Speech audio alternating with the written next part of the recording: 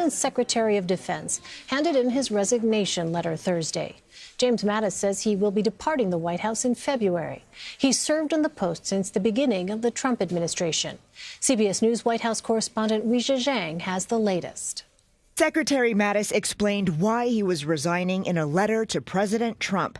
Because you have the right to have a Secretary of Defense whose views are better aligned with yours, Mattis wrote, I believe it is right for me to step down from my position.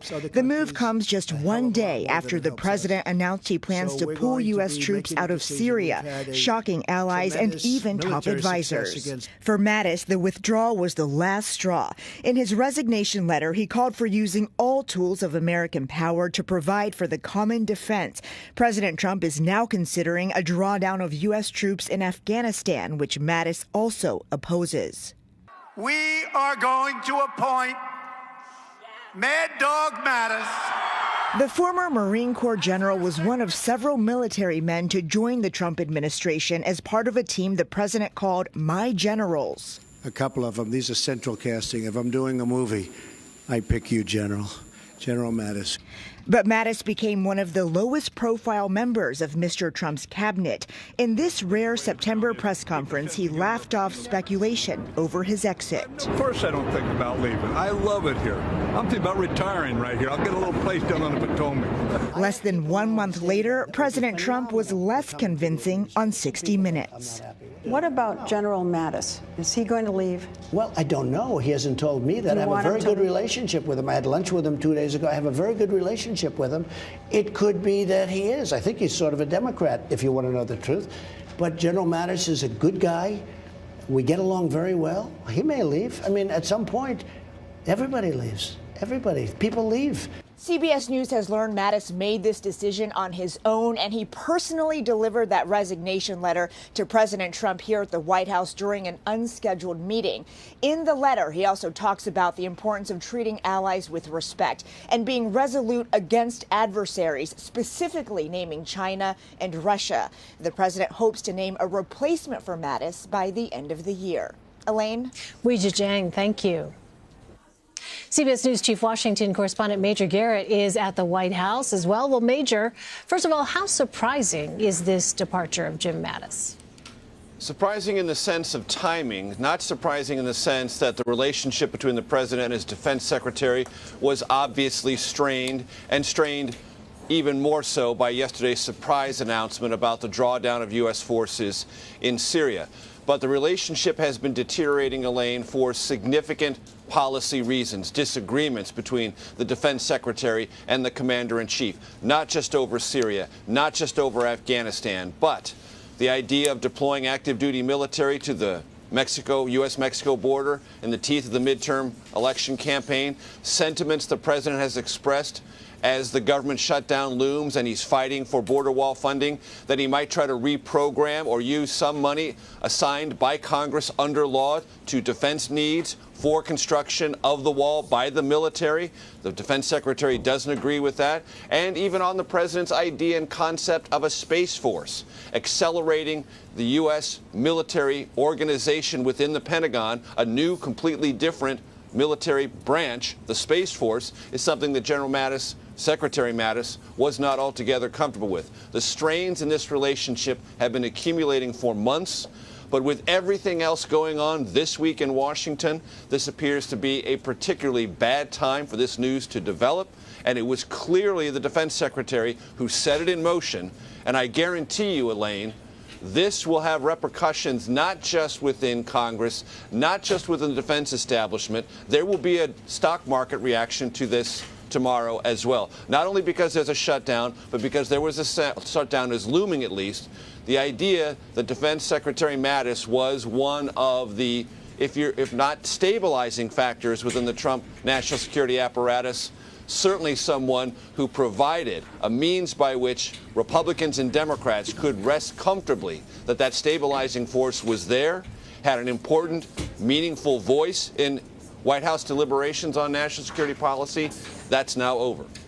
And let us know how the president himself has responded, Major. What has it been that the president has said in characterizing this departure of Jim Mattis?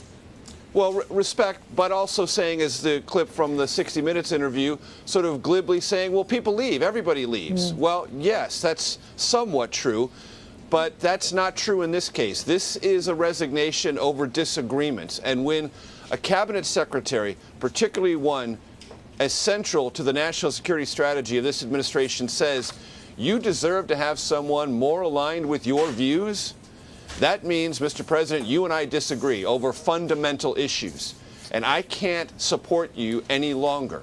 And you deserve to have someone, if you can find them, who can. But I can't, and I've got to get out. And Major, where does this leave, say, other cabinet members like Secretary of State Mike Pompeo?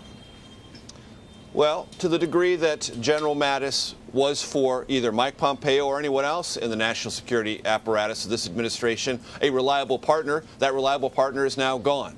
But it's worth pointing out that Mike Pompeo, the Secretary of State within the Trump universe, has been somewhat ascendant as Secretary Mattis has become somewhat more diminished as a result of these disagreements over policy with the president.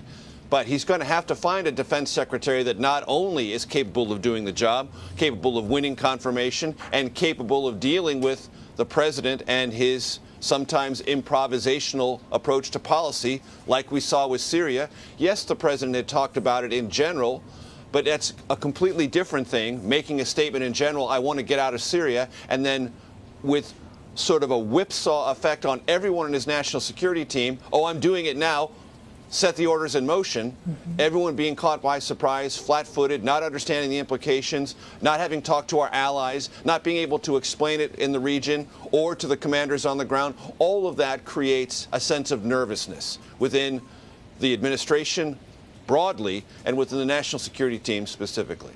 And we heard from Lindsey Graham, Senator Lindsey Graham. He's reacted both to the departure of Jim Mattis, but even earlier, after the announcement about pulling U.S. troops from Syria, seemed to counsel the president in saying, you know, you should listen to your military advisors. That was obviously not something that the president did with respect to Syria, because we know he and Jim Mattis disagreed on that. I guess the question now, Major, is the candidates who might replace Jim Mattis, what would be the incentive for someone to take that particular job now? Well, it's a very good question, and I don't have a good answer for you on that, Elaine, except to say what I said a moment ago. This person has to understand what the Trump America First national security policy is. And in his resignation letter, Secretary Mattis does compliment the president on fighting for and winning more money for the defense budget, securing funding for not just this fiscal year, but next fiscal year, and doing some things on readiness and preparation and weapons acquisition, helpful to the overall health and safety and strength of the U.S. military. They were aligned on that, and the national security strategy writ large.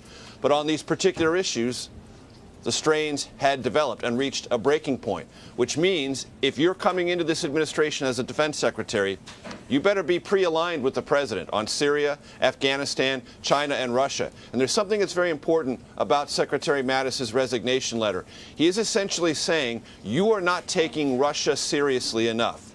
Russia is a malign actor, and you're not taking it seriously enough. There's a reference also to China, but the way I read his letter is, Mr. President, and everyone on that team who I'm leaving behind, you are missing the ball when it comes to Russia's motives, its actions, and what the U.S. reaction not has been, but hasn't been. All right, Major Garrett at the White House for us. Major, thank you. Of course.